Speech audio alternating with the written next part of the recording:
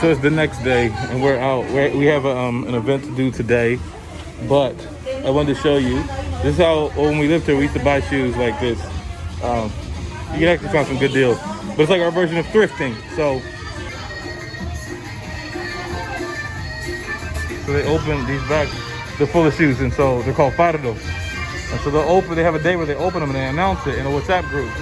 And so tons of people come, and sometimes there may or may not be fights, stuff like that. Rudy's got him a pair too. So obviously way cheaper than new. And like the new shoes typically here are typically like Chinese knockoffs. They're just terrible quality. So these are good quality shoes even though they're used. And so you can get them a good price, very good price sometimes, like $3 sometimes. And so yeah, that's the thing. I used to buy all my shoes from here. If there were some nice ones here now, I'd probably buy some.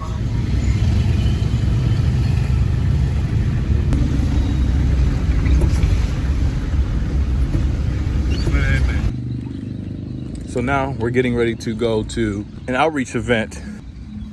So it's not too far from here, but it's combined with another church, another pastor who does it to this community. These guys have connected with him, and he's asked us to come and help and support. So yeah, we'll be doing that.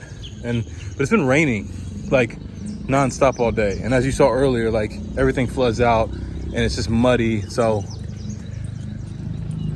it's not going to be a fun time in the mud, I'm sure. But we'll figure it out. We always do.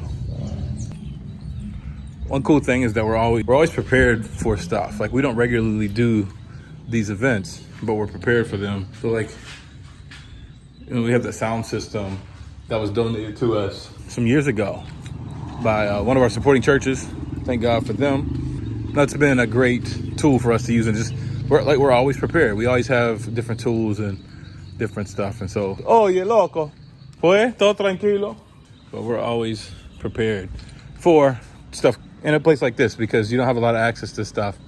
So when one of us is out or whatever, in the States or wherever, we try to get stuff like kind of thinking ahead and being prepared. And so someone asked me a few years ago, one of my friends was like, man, you're always buying equipment and stuff. It's like, yeah, like, cause we use it. But times like this, you can use this stuff and, they don't have one because they don't have, first, it's hard to find here. And if you do find it here, it's super expensive. They don't have people that go to the States and can bring stuff down for them. We are privileged to have that. We try to take full advantage of that so that we can, do more stuff for the glory of God. Another question someone asked me is if we're gonna take our car to Tarija. And the answer is no. We bought that car specifically for Benny and Trinidad.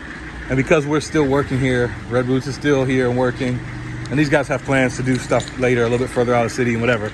We're definitely gonna leave it here for them because, again, as you see, like the roads and stuff like that, it's just necessary, especially this time of year. So it's a blessing to them. Like even today, we can take the sound system because we have this car, not just a car, but this car, because we can get through whatever. We can get through the mud or whatever we need to do to be able to do the event. So no, not taking the car, but Red Roots does still have a car, and it's here and it's still working and being put to work. It's a workhorse. It's an old car, but it is a workhorse. So thankful for that too. Look at these people. So I said this a few videos ago, but I think that's really cool. Like we've been gone for six-ish months, somewhere around there. I don't know, to see like our people, yes, still our people, our family, whatever, come together to reach people, just taking a step up, and carrying on with the vision of community, like community development as much as we can, and helping other churches. Like all those things have continued when, initially sometimes it feels like it's just us, but we're gone and Rudy has stepped in and taken over, and this is still a thing. So now like all this, like these people from our church are going to participate in this event to help another church, reach their community essentially. And so I don't know, really, really cool to see and fun to be. I'm glad I get to be here to see, this type of stuff in action and stuff. It's really encouraging for me. And so enough talking, off to the event. All right, we got everybody loaded up. You know what I mean? Simon made a happy appearance, not like an ashamed one. Hey, man. Yeah. So we're all loaded to start 2 hours from now.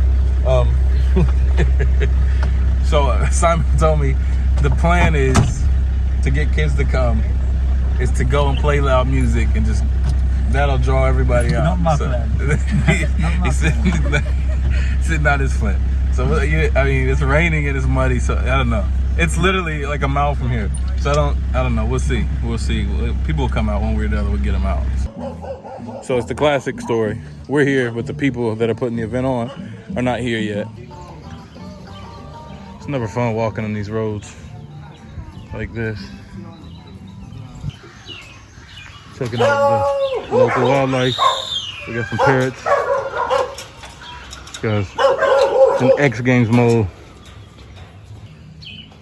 See the guy hiding over there. Trying to figure it out. This is like, it's a tough thing when you work with other groups sometimes is that, well, look who's here. Our group. And they're not here yet, you know? So we're trying to plan, but can't plan without the people. And like the guy's sending messages on like directions, but he's not here. And so it's just per usual. All right, so we've got our part figured out as much as possible, but it's hard to have that figured out when the church who's leading the project is not here yet. So yeah, as much as we can. The event's gonna be here. It's muddy, so the kids are just, I guess, gonna get muddy. But now we're just literally waiting on at least the pastor to get here. He has the extension cord. Well, we have a bunch of extension cords. For some reason, every time you do an event like this, no one has an extension cord. So we've bought like 3 very long extension cords and we usually take them with us. He specifically said, I have an extension cord, so we didn't bring one. Here we are waiting. We'll see. I mean, it'll go well. I have no doubt that it will go well. There's just always like, just little stuff. Like stuff that's really easy to fix and like easy solutions that it's not addressed or whatever, that ends up making something very easy, very complex. But I'm 12 years in, so this is not my first rodeo. Actually, Simon is about 3 years in, not his first rodeo. Rudy is definitely not his first rodeo either. So it's all good. It'll be good, it'll work out once we get an extension cord. Everybody's ready, except for the people who need to be ready. But I think they're here now. Some of the people doing the event are here, the gifts are here. Apparently we're giving out Crocs. These are in style, I don't think they realize that. Still not ready to start because the pastor's still not here. Yeah, everybody else is here. He's practicing.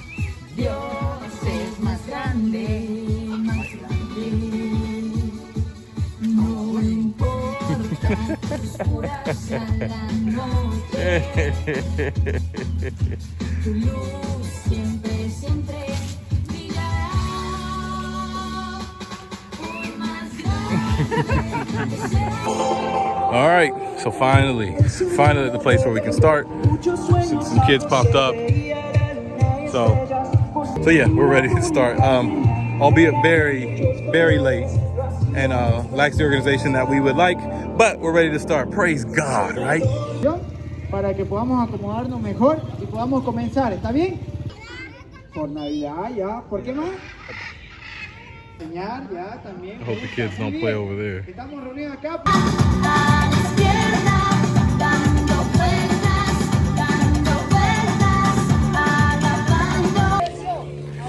So one of the coolest things about this trip is that I really, and on this end in the Trinidad, I haven't had to do anything. And my goal is not for me to do nothing. That's not my goal. My goal was for me to not have to do everything. And so now, like, yeah, I don't have to be here. These guys are killing it. Like, so I can be in Tarija and they can be here, and our church El Jide and Red Roots can be effective in Trinidad and in Tarija at the same time. And it's like, it's really awesome the way it's supposed to be. So like, I could die today and Red Roots is gonna keep being effective. And I think for me, long term, that's been the goal. Now, we're not satisfied with where you are by any means, but we're definitely taking steps to get to that direction or to that place. That's been the goal, to get to that place, so that we can kind of spread out and be more effective and more effective and more effective, and connect with friends that we do have who are working in their area, and you know, we don't really do kid stuff like this.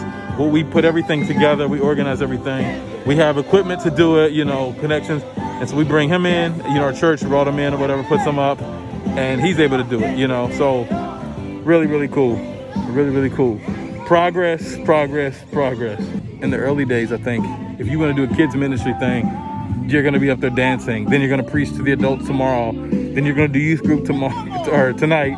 And then, you know, so then you're going to be doing homeless ministry on Wednesday, and, you know, so which is, you know, it is what it is in the beginning, but that's not the idea, really.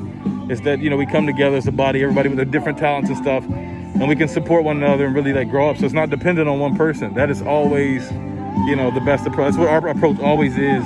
And that's obviously discipleship is a big part of that, but it's a lot of commitment and a lot of growth and just like letting God grow it, really. We didn't grow it, like we just learned to get out the way and let him do what he does. So really cool to see this stuff. Again, I've said this like every video that we've been in Trinidad or whatever, but I won't get tired of saying it because this is what's I'm excited that we're able to expand and, you know, do that. So God is good.